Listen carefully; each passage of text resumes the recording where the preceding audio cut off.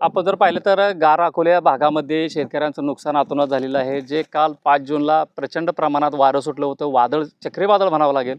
अशानं केळीच्या बागाचं नुकसान भयंकर झालेलं आहे. आपण ज्या प्लॉटमध्ये उभं राहिलेलो आहेत इथं जवळपास शेतकऱ्यांनी सांगितलं की 30 एकरचे केळीच्या बागाचं पूर्ण झोपलेले आहे आणि उन्मळून झाडं या ठिकाणी पडलेलं आहे. शेतकरी कसा उभारी घ्यायचा हा मोठा प्रश्न आहे.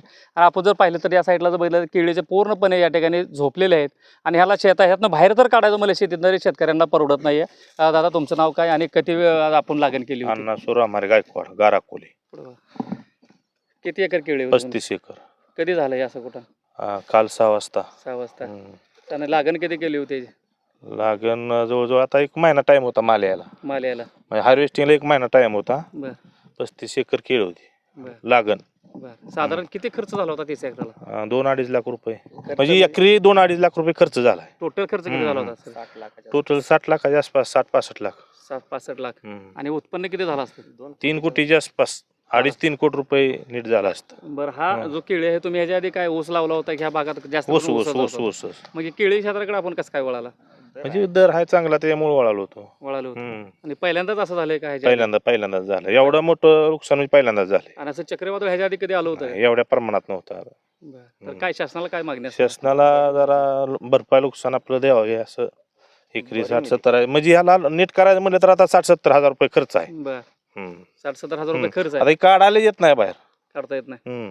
तरी साधारण किती खर्च होईल तुम्हाला काढायचं? साधारण तरी आता 50,000 पकडलं तरी 10-15 लाख रुपये लागतील बाहेर काढायला. 35 एकराला.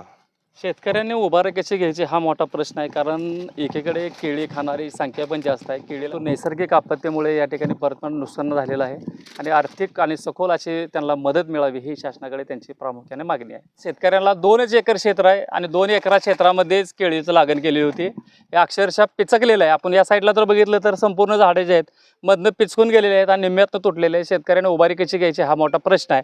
आपण सरळ बघितलं तर 2 एकराचा हा प्लॉट आहे आणि 2 एकरामध्ये पूर्णपणे केळी जे आहे ते मधनं पिचकलेलं आहे, मधनंच निम्म्यातनंच मोडलेली आहे. म्हणजे हाईट किती असेल याचा लक्षात घ्या. आणि चांगलं जोपासलेली केळीचं नुकसान या ठिकाणी झालेलं आहे. शेतकरी दादा आपलं नाव काय? भारत नेंदू भोसले. किती एकर शेळी होती? 2 एकर आहे. 2 एकर. 2 एकराचं क्षेत्र किती होतं? 2 एकरच आहे. 2 एकर. 2 एकरात गेलं होतं. पहिल्यांदाच केला होता प्रयोग? पहिल्यांदाच प्रयोग केला आणि पहिल्यांदाच फेल गेला. म्हणजे हारल्यासारखं झालं. हो, जिंकून हारल्यासारखं झालं. किती अपेक्षित होतं उत्पादन? 15 लाखाच्या पुढे होतं का? कुठल्या कंपनीचं आहे केळी? मायक्रोसनचे. चांगलं जोपासलं होतं. आणि उन्हाळ्यात काय त्रास झाला असेल भरपूर पाण्याचा ह्याचा? लय सोनं ठेवून याला खर्च केला. घरच्यांचं सोनं बँकेत ठेवलं होतं. हो. आणि कुठेतरी 4 पैसे मिळतील अपेक्षानं अपघात होतो आम्ही. ते अपेक्षाचा भंग झाला. मग आता ह्यावेळेस काय शासनाला काय मागणी असणार आहे? शासनाला काय आता काय उपयोग नाही. 5-10 हजारात तुमचं नुकसान होतं. म्हणजे केळी बाहेर काढायचं म्हणलं तरी खर्च होतोय. पाहिजे एकरी 2 लाख रुपये तरी मदत झाली पाहिजे. नाहीतर अन्यथा उपयोग नाही. काय नाही उपयोग नाही. ह्याच्या आधी कुठलं पीक घेतलं होतं केळीच्या आधी? ह्याच्यात ऊस होता पहिला ऊस करून आता इकडं शेतकरीकडे केळीकडे वळायला लागला होता. कारण पैसे मिळतात त्याचे जास्त आणि हे नुकसान झालं. हो. शेतकऱ्यांचा आक्रोश या ठिकाणी असा आहे की गेल्या हातातळावर जपलेलं पोडासारखं जपलेलं असं हे केळीचं पीक जे आहे ते या ठिकाणी भुईसपाट झालेलं आहे. यातनं शेतकरी उभारा घेऊ शकतच नाही आहे आणि हे शेतकऱ्यांचं अतोनात नुकसान झालेलं आहे. शासनाला अशा पद्धतीनं या ठिकाणी मागणी. दादा तुमचं नाव काय आणि किती नुकसान तुमचं झालेलं आहे? केळी किती होते? हरिदास वसंत माने टाकळी. 4 एकर केळ होते. 4 एकर. 35 ते 40 लाख रुपयाचं नुकसान झालेलं आहे. अचानक असं वादळ ह्याच्या आधी कधी आलं होतं का? कधी कळतंय असं तर नाही सर. मग काय अपेक्षित आहे शासनाला? काय आता हे शासन पंचनामे हे चालू आहेत पण या 5-10 हजारांनी काय सर होणार आहे? काहीच होणार नाही. काय नाही. हे रानं सुद्धा नीट एकरी 1-1 लाख रुपये 2-2 लाख 3-3 लाख दिले तर रानं तर नीट होतील आणि पुढचं पीक तरी उभा राहील. उभारी घेऊ शकत नाही अजिबात नाही. घरचं हा एवढं सोनं ही परपंचा व्याजानं काय लाख अडचणी शेतकरी आहे ते काय सांगू शकत नाही. सगळ्यात उभाच राहू शकत नाही नंतर ही शेतकरी. 2-3 लाख रुपये तरी एकरी मदत मिळावी ही अपेक्षा आहे. 5-10 हजार दिले तरी आम्ही ते घेणार नाही. शेतकऱ्याच्या खरं तर भावना ज्या खर्च नुकसान केलं, खर्च बायांचा अलंकार असते, सोन्याचे दागिने असतील ते दागिने सुद्धा बँकेत घाण ठेवले होते असं शेतकऱ्यांनी सांगितलं. आणि असं कुठेतरी 4 पैसे मिळतील ह्या अपेक्षा असते. परंतु निसर्गाचा कोप झाला आणि इतकं प्रचंड प्रमाणात वारं आले की सगळं होत्याचं नव्हतं झालं. आता काय सांगा? नाव सांगा. माझं नाव प्रवीण सुखदेव गाडगे. माझं राज्याच्या मुख्यमंत्री महोदयाला देवेंद्र फडणवीस साहेबांना आणि देशाचे पंतप्रधान आदरणीय नरेंद्र मोदी साहेबांपर्यंत शेतकऱ्याच्या वतीने मी निवेदन देतो की देश आर्थिक सत्तेत महासत्ता जर आपल्याला बनवायचा असेल तर शेतकऱ्याचा खूप मोठा त्याच्यामध्ये आजही देशाच्या एकूण उत्पन्नामध्ये 60% वाटा आहे. आणि एकरी साधारणतः अशा पद्धतीचं जर पीक उभा करायचं असेल फळबागेमध्ये तर कमीत कमी केळी पिकासाठी एकरी 3 लाख रुपये तरी खर्च येतो किमान. आता हे साधारणतः या ठिकाणी 2-2.5 एकर शेतकरी शेतीचे केळीचं पूर्णतः नुकसान झालेलं आहे, जे की 2 महिन्यामध्ये या शेतकऱ्याला पैसे मिळणार होते. आणि 6 लाख रुपयाचं आत्ता जाग्याला नुकसान झालेलं आहे. वर्षभराचा त्याचा वेळ, त्याचं पूर्ण कुटुंब सोनं गहाण ठेवून जर शेतीमध्ये योगदान देत असेल, राबत असेल तर नक्कीच माझं मुख्यमंत्री महोदय, जिल्हाधिकारी कार्यालयातील जिल्हाधिकारी तसेच शासन स्तरावरील सर्व जे काय निर्णय घेण्यास सक्षम असणाऱ्या सर्व संबंधित अधिकारी, नेते सर्वांना माझी हात जोडून कळकळीची विनंती आहे की खरंच आपण जर शेतकऱ्याच्या बाबतीत इतर वेळेस आपण मोठमोठ्या गोष्टी करत असतो, शेतकऱ्यांसाठी मोठमोठे आश्वासनं देत असतो. आता खरं तर ही शासनाची परीक्षा देण्याची वेळ आलेली आहे की जेणेकरून शासन कितपत स्वतःच्या आश्वासनावरती पूर्ती करते. खरंच शासनाला शेतकऱ्यांचा किती कैवारी आहे किंवा हे शिवछत्रपती शिवाजी महाराजांचं स्वराज्य आहे आणि त्या स्वराज्यातले हे शेतकरी आहेत.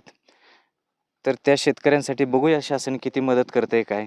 आणि शासनानं जर 25 आणि 30 हजार रुपये जर एकरी मदत केली जर ठरव असेल तर ती मदत आम्हाला नको आहे, कारण आम्ही एक वेळ उपाशी बसू. असंही आमचं पूर्ण कुटुंबच अशा पद्धतीने दिवस रात्र ह्याच्यामध्ये राबतंय. किमान जो खर्च झालेला आहे एकरी 3 लाख रुपये, 2 एकराचं 6 लाख रुपयाचं उत्पन्न ह्या शेतकऱ्याला 2च एकर क्षेत्र आहे. आणि सोनं गहाण ठेवून जर आपण जर शेती पिकवत असेल आणि त्याच्यामधून ती शेती निर्यातीला सक्षम अशी केळी उत्पादन करून देशाच्या विकासामध्ये शेतकरी जर आपला वाटा हातभार लावत असेल तर खरोखर माझी विनंती आहे मुख्यमंत्री आदरणीय देवेंद्र फडणवीस, सोलापूर जिल्ह्याचे पालकमंत्री तसेच राज्याचे कृषी मंत्री माननीय दत्तात्रय भरणे साहेब की तुम्हाला कुठंतरी ह्या गोष्टीत वेळेच आता ठोस पावलं उचलण्याची वेळ आलेली आहे.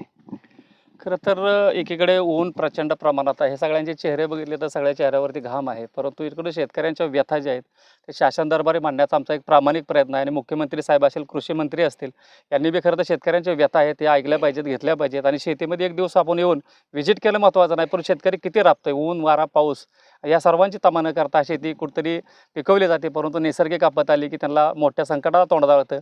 आणि असे जर संकट राहिले तर शेतकऱ्यांनी शेती करायची की नाही हा मोठा प्रश्न या आहे. जिल्ह्याचे पालकमंत्री जयकुमार गोरे साहेब, तालुक्याचे नेते, जिल्ह्याचे कलेक्टर साहेब यांनी थोडंसं पाहणी करणं गरजेचं आहे.